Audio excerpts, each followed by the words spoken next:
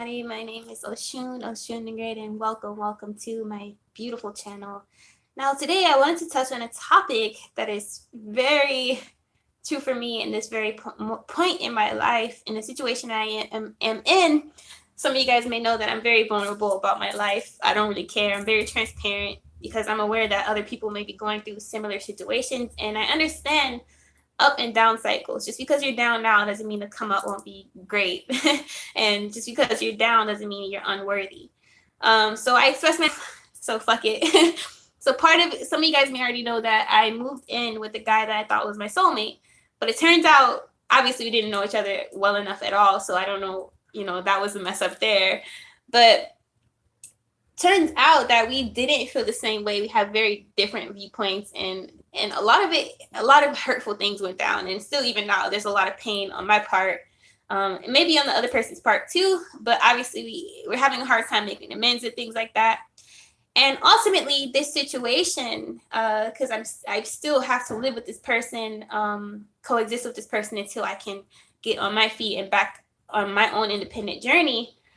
It has left me in this position where I feel like I'm always treated as being lesser than or small, or maybe that's how it comes off. And if you're ever in a situation, I kind of made a list today of what you can kind of do in a situation where you feel like people are kind of trying you in a sense, or trying to throw you off track or make you feel a type of way about yourself, not really kind of sway you from knowing your worth. Which if you're anything like me, you know your worth is constant. You're the constant in the equation.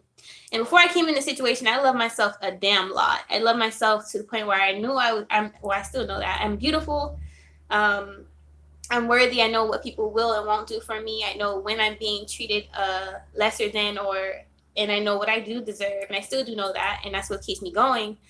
But in this situation, I'm challenged every day because I'm around people who constantly want to take stuff away from me to prove that, oh, you're not worth it. You're not worth this. You're not this and that. They try to put these stereotypes on me and try to make me seem like, oh, you're just this, and that's all you'll ever be. And honestly, if you know me, I'm just like, fuck that. I'm myself. I don't conform. I don't go with your labels. And just because people want to portray that on you doesn't mean you have to conform. But with that being said, I made a little list. The first step to when someone tries to make you feel small, this is not always like have to be this thing where they're bullying you like actually like physically or anything, but there is a way to bully people emotionally and mentally and draining wise to make them feel lesser than. One way to one way to regain footing in a situation is, one, take your power back. So in a lot of situations like this one, my boyfriend was the sole provider, and he promised to provide me with everything, so I didn't have to find a job. I can put all my effort into bettering my YouTube channel and making money on my own. But that didn't pan out anyway, so it ended up being a thing where he ended up with all the power. And the problem with that, now I'm not saying all situations are like this. If you talk out with someone and this is the living arrangement, it should be, what you guys planned out. But if it's ever a case like that, this is what you can do. Or even if you're like have an authority figure, because authority figures always, not always, but sometimes people abuse their power, and it just happens like that. If you ever have a dynamic where you allow someone to have all the power, most 9 times out of 10 they're going to abuse their power. So number one, take your power back. And in this situation, for me, it would be to make my own money. So get a job would be like the first ideal thing. Also, get distance.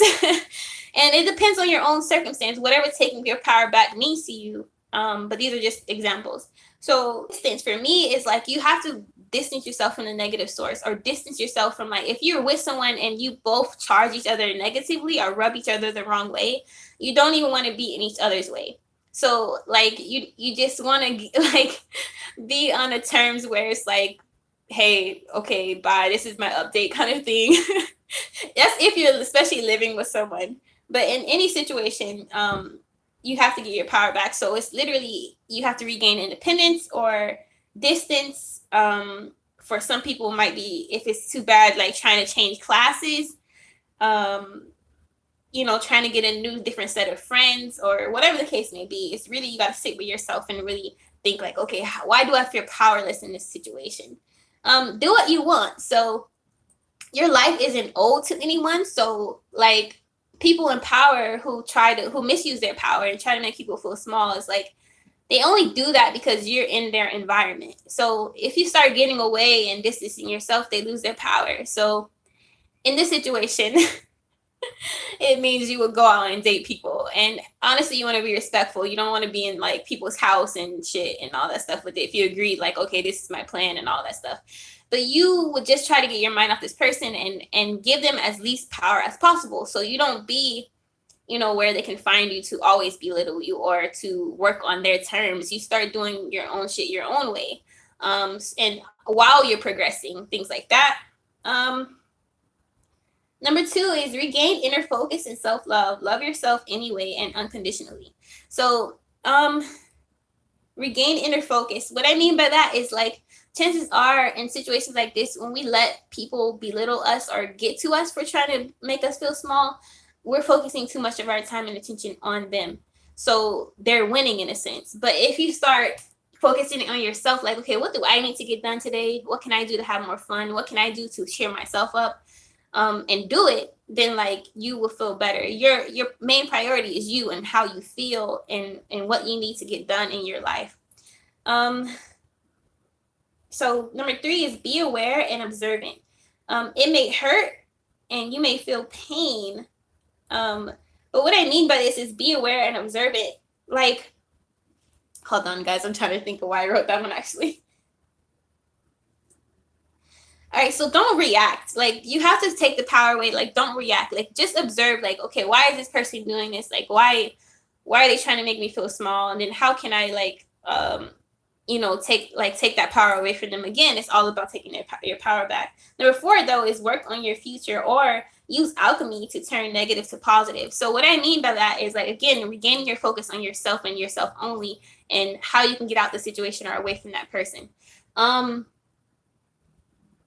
In this instance, where I'm going through like turning negative into positive, again, it would be like all the examples that I listed. Like, I would just try to take all this and look at the silver lining and use all this negativity to push you further more into the future. So all this talk about like when people talk like, oh, you can't this, you can't that, or you don't know your worth for real, you're only this, you're just a piece of shit, then use that to propel you even further.